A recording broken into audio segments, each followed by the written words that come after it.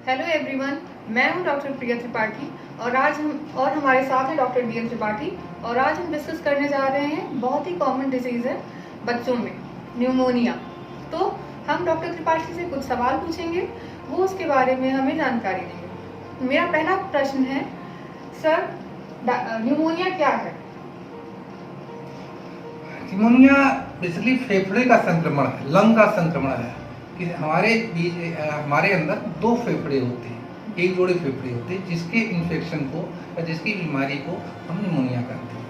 जो दो फेफड़े होते हैं, फेफड़े के अंदर जब हवा जाती है तो वो हवा फिर अंदर जाके ब्लड में जाती है। जो उसका हवा का ऑक्सीजन होता है वो ब्लड में जाता है। और ऑक्सीजन हमारे शरीर के एनर्जी प्रोडक्शन के लिए ऑक्सीजन बहुत ही आवश्यक चीज़ है। तो अगर हमारे फेफड़े से अगर ब्लड हमारे शरीर में ना पहुंचे तो हमारे शरीर में ऑक्सीजन की कमी हो जाती है। इसलिए जो फेफड़े का काम है वो बहुत ही वाइटल है। हमारे फेफड़े के अंदर छोटी छोटी एल्वियोलाइज होते हैं। एल्वियोलाई ही फंक्शनल यूनिट है ब्रीदिंग का, सांस का, जिसके थ्रू गैस का एक्सचेंज होता है, जिसकी वजह से गैस ऑक्सीजन हमारे शरीर के अंदर जाती है। तो निमोनिया में जब फेफड़े का इन्फेक्शन होता है तो इन एल्वियोलाई के अंदर द्रव भर जाता है। इन्फ्लामेशन होता है, उसकी वजह से द्रव भर जाता है। और इस द्रव भरने की वजह से फिर इनमें गैसेस एक्सचेंज नहीं हो पाता। फेफड़े के अंदर से वो ऑक्सीजन निकल के हमारे ब्लड में नहीं जा पाती, जिसकी वजह से हमारे शरीर में ऑक्सीजन की कमी हो जाती है। अब ये इन्फेक्शन क्यों होता है, एल्वियोलाई में द्रव क्यों आ जाता है? तो ये इन्फेक्शन निमोनिया इन्फेक्शन की वजह से भी होती है और कुछ केमिकल की वजह से भी होती है, केमिकल न्यूमोनाइटिस होती है, उसकी वजह से भी निमोनिया होती है। लेकिन इन्फेक्शन बहुत महत्वपूर्ण मेन कारण। अब इन्फेक्शन भी किस वजह से होता है? जैसा कि हम जानते हैं, बहुत सूक्ष्म जीव होते हैं, जैसे वायरस होते हैं, बैक्टीरिया होते हैं, फंगाई होते हैं, एटिपिकल ऑर्गेनिजम्स होते हैं। तो उनकी इन्फेक्शन की वजह से हमारे अंदर निमोनिया होती है। उनमें भी जो है करीब 1/3 निमोनिया वायरस की वजह से होती है, 2/3 निमोनिया बैक्टीरिया की वजह से होती है।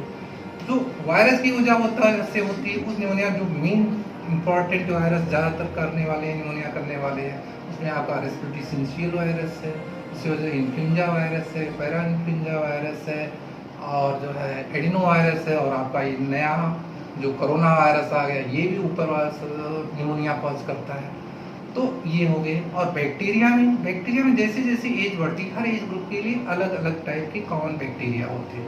अगर नियोनेट्स में निमोनिया हो गया तो उसमें मेन कारण इकोलाई नाम का बैक्टीरिया होता है, क्लेब्सिला टाइप का बैक्टीरिया होता है। जैसे जैसे उम्र बढ़ती है, बच्चा इन्फेंट हो गया तो उसमें जो है दूसरे बैक्टीरिया स्टेप्टोकोकस निमोनिया आ गए, फिर आगे चल के हिमोफिलस इन्फ्लुएंजा आ गए, स्टेफिलोकोकस आ गए।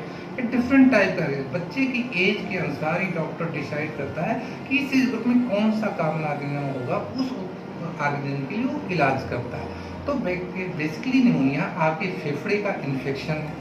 कभी कभी क्या होता है कि कुछ बच्चे होते हैं डीजल पी गए, पेट्रोल पी गए, तो वो क्या हाईली वोलेटाइल होता है, तो उसकी भाप जो है फेफड़े में चली जाती है, तो उसकी वजह से भी निमोनाइटिस या निमोनिया हो जाती है। उसको केमिकल निमोनाइटिस कहते हैं। कभी कभी बच्चा अचानक वोमिटिंग किया और वो वोमिटर जो होता है, जो वोमिटिंग में निकला, वो फेफड़े में चला जाता है, उसकी वजह से एस्पिरेशन निमोनाइटिस हो जाता है। तो ये जो प्रमुख कारण है, और ये जो निमोनिया है, निमोनिया आपके फेफड़े का इन्फ्लामेशन है, सूजन है, फेफड़े में सूजन आ जाती है। सूजन की आने की वजह से फेफड़ों में गैस ऑक्सीजन का एक्सचेंज नहीं हो पाता, यानी ऑक्सीजन हवा से निकल के खून में नहीं जा पाती है, इसी को निमोनिया कहते हैं। जी सर, नेक्स्ट क्वेश्चन है मेरा कि निमोनिया किन लोगों में सबसे ज्यादा होता है? निमोनिया जो कोई भी बीमारी जो कमजोर होगा उसको ज्यादा होगी। तो जो बच्चे कुपोषित होंगे उन बच्चों में निमोनिया ज्यादा होगी। जिन बच्चों को माँ का दूध नहीं मिला होगा, ब्रेस्ट फीडिंग नहीं मिली होगी, इम्यूनिटी प्रॉपर नहीं होगी, उन बच्चों को निमोनिया ज़्यादा होगी। जिन बच्चों के घरों में लोग बीड़ी सिगरेट पी रहे होंगे, धुआं रहता होगा, उन बच्चों को निमोनिया ज़्यादा होगी। जिन बच्चों के घर में कोई ब्रोंकाइटिस या दूसरी सांस की बीमारियों का मरीज होगा, उन बच्चों को निमोनिया होने के चांस ज़्यादा रहेंगे। तो अगर बच्चे को कुपोषण है, बच्चे को ब्रेस्ट फीडिंग में माँ का दूध नहीं मिला है, बच्चे के घर में बीमार रहते हैं, बच्चे के घर में स्मोकर या बीड़ी सिगरेट पीने वाले रहते हैं, तो ऐसे बच्चे निमोनिया होने के लिए ज़्यादा प्रॉब्लम होती है। जी सर। आप हमें बताइए कि न्यूमोनिया के लक्षण क्या होते हैं? बच्चों में कौन से ऐसे सिम्टम्स आएंगे जिससे हम आइडेंटिफाई करें कि हमारे बच्चे को न्यूमोनिया हो रहा है? जी, बहुत अच्छा क्वेश्चन। तो निमोनिया के लिए निमोनिया की शुरुआत भी सर्दी जुकाम की तरह, उस बच्चे को थोड़ा हल्का सा जुकाम हुआ, नाक बहने लगी, थोड़ा सर्दी, फिर अचानक जो है बच्चे का बुखार बढ़ जाता है, बच्चे की सांस की गति बढ़ जाती है। जैसे 1 मिनट में हर एज ग्रुप में अलग अलग सांस की एक रेट होता है। जैसे जैसे आदमी बढ़ता जाता है, उम्र बढ़ती है, सांस की दर कम होती जाती है। सपोज करो कि मान लीजिए नवजात शिशु है, तो नवजात शिशु में अगर उसके 1 मिनट में सांस की दर 60 से ज़्यादा होगी, या 2 महीने से साल भर के बच्चे में उसकी सांस की गति 50 से ज़्यादा होगी, या 1 साल से 5 साल वाले एक बच्चे के बीच में 40 से गति ज़्यादा होगी, या 5 साल से ऊपर वाले में 30 से गति ज़्यादा होगी, तो इसको निमोनिया कहते हैं, अगर सांस की दर इस तरह से बढ़ जाती है।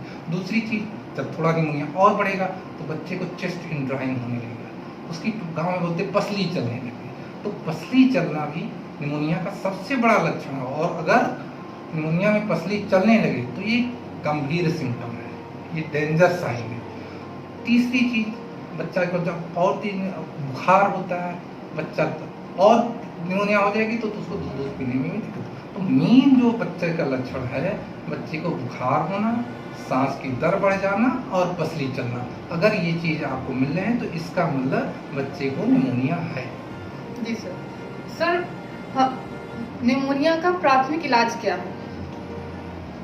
निमोनिया शुरुआत में ज़्यादातर बच्चों में वायरल निमोनिया होती है। वायरल निमोनिया में अगर शुरुआत में ही है, बच्चे को प्रॉपर हाइड्रेशन मेंटेन रखा जाए, बच्चे की इम्यूनिटी का ध्यान दिया जाए, बच्चे को प्रॉपर फीड कराते रहिए। अगर हल्का फुल्का बुखार है, उसके लिए पैरासीटामॉल दे दिया, तो most of the viral pneumonia 2-4 दिन में अपने आप ठीक हो जाती है, उसके लिए आगे ले जाने की ज़रूरत नहीं होती है। जी सर। तो जैसे आपने बताया कि बेसिक ट्रीटमेंट ये है, तो बच्चे को हॉस्पिटल कब ले जाना चाहिए? जी, क्या ऐसे सिम्टम्स आए कि हम बच्चे को घर पे ट्रीट नहीं कर पा रहे हैं अब और हमें उसे हॉस्पिटल ले जाने की जरूरत है? जी, बहुत अच्छा प्रश्न। ये जानना हर व्यक्ति के लिए बहुत जरूरी है कि चलो ठीक है निमोनिया हो तो कब हॉस्पिटल ले जाना इमरजेंसी है, लेकिन मालूम अगर आपके बच्चे को सर्दी जुकाम के साथ में तेज बुखार हो गया, उसकी पसली बहुत तेज चलने लगी, बच्चा दूध नहीं पी पा रहा है, बच्चे के हाथ पैर नीले दिखाई देने लगे, बच्चे की चीज नीली हो जाए, बच्चा को झटके आने लगे, या बच्चा बहुत सुस्त पड़ जाए, या बच्चा लगातार रोता ही जा रहा हो, तो ऐसी स्थिति का मतलब कि बच्चे को हाइपोक्सिया हो रहा है, अब फेफड़ा ऑक्सीजन नहीं ले पा रहा है। तो ऐसी स्थिति में आपको डॉक्टर के पास ले जाना अति आवश्यक है, क्योंकि ये जानलेवा हो सकता है। अगर बच्चे की पसली बहुत तेज चल रही है, बच्चा फीड नहीं ले पा रहा है, बच्चा बोल नहीं पा रहा है, बच्चा रो नहीं पा रहा है, तो तुरंत आपको ऐसे बच्चे को नियरेस्ट जो हॉस्पिटल को वहाँ लेके जाना चाहिए। जी सर। सर, निमोनिया का इलाज क्या है? निमोनिया के लिए जब भी आप हॉस्पिटल में ले जाएंगे, डॉक्टर उसको असेस करेंगे, ये वायरल निमोनिया है या बैक्टीरियल निमोनिया है, कितना एक्सटेंट है इस निमोनिया का, डॉक्टर आपका एक्सरे कराएगा, उसके हिसाब से वो डायग्नोज बनाएगा कि वायरल है कि बैक्टीरियल है तो क्या क्या हो सकता है। और सबसे चीज़, उसके अलावा आपकी ऑक्सीजन आपका नापेगा। अगर आपके शरीर में ऑक्सीजन, बच्चे के शरीर में ऑक्सीजन की कमी हो रही है तो डॉक्टर उसको ऑक्सीजन लगा देगा। अगर बच्चा फीड नहीं ले पा रहा है, दूध नहीं पी पा रहा है, तो उसको एनर्जी के लिए IV फ्लूइड की, ग्लूकोज की ज़रूरत है, तो बच्चे को IV फ्लूइड दिया जाएगा। अगर बच्चा जो है बहुत तेज बुखार है तो उसके लिए पैरासीटामॉल दवा दी जाएगी। और अगर डॉक्टर सस्पेक्ट कर रहा है कि बच्चे को बैक्टीरियल इन्फेक्शन है, तो बच्चे को बैक्टीरिया एसेस करके, या अगर ज़रूरत हुआ तो कल्चर भी कराया जा सकता है, तो उसके हिसाब से डॉक्टर आपके बच्चे को एंटीबायोटिक देगा। जी सर। तो निमोनिया में हमें क्या करना चाहिए और क्या नहीं करना चाहिए? निमोनिया में क्या करना चाहिए क्या नहीं करना चाहिए, बस आप अपने बच्चे को स्ट्रांग बनाएं, उसकी इम्यूनिटी को इम्प्रूव करें। और स्ट्रांग और इम्यूनिटी कैसे इम्प्रूव होगी, आप अपने बच्चे को 6 मंथ तक केवल बच्चे को माँ का दूध पिलाएं, 6 महीने के बाद से उसको ऊपरी आहार दीजिए, प्रॉपर आहार देते रहिए, बच्चे का समय समय पर टीकाकरण कराएं। टीकाकरण बहुत इंपॉर्टेंट है, और कुछ टीके तो सीधे निमोनिया से आपके बच्चे को बचाते हैं। न्यूमोकोकल वैक्सीन आई है, और न्यूमोकोकल बैक्टीरिया से होने वाली निमोनिया को बचाती है। हिप वैक्सीन आती है जो हेमोफिलस इन्फ्लुएंजा नाम का बैक्टीरिया, उससे होने वाली निमोनिया को बचाती है।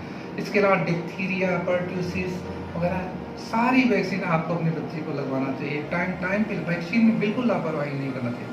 बच्चे को ब्रेस्ट फीडिंग, प्रॉपर न्यूट्रिशन, समय पर उसका वीनिंग करना, ऊपरी आहार देना शुरू करना और समय समय पर उसका टीका करना। अगर आप ये सब कराते हैं तो आपके बच्चे में निमोनिया होने के चांस बहुत कम है। इसके अलावा घर में आकर कोई बीड़ी सिगरेट अगर घर का परिवार पीता है तो ना पिए, अगर पीना ही है तो बाहर पी के आए, घर के अंदर नहीं पिए, क्योंकि इससे भी बच्चे की इम्यूनिटी कम होती है, बच्चे को इन्फेक्शन होने के चांस ज़्यादा होते हैं, निमोनिया होने के चांस ज़्यादा। अगर घर में किसी आदमी को रेस्पिरेटरी इन्फेक्शन है, खांसी आती रहती है, ब्रोंकाइटिस की बीमारी, तो उसका प्रॉपर इलाज करें, क्योंकि बच्चे ज़्यादा प्रॉब्लम होते हैं इन्फेक्शन के लिए। तो अगर कोई खांसता रहेगा तो उनको इन्फेक्शन जल्दी लग जाएगा। तो जैसा कि मैंने बताया, बचाव के लिए ही है, बच्चे को प्रॉपर पोषण दें, बच्चे को पूरा माँ का दूध पिलाएं, बच्चे को जो है समय समय पर टीके लगवाएं, और इसके अलावा घर में कोई बीमार है तो उसका इलाज करें। और घर में आप धूम्रपान ना करें, अगर घर में कोई कर रहा है तो इससे बचाव करें, धूम्रपान नहीं करें।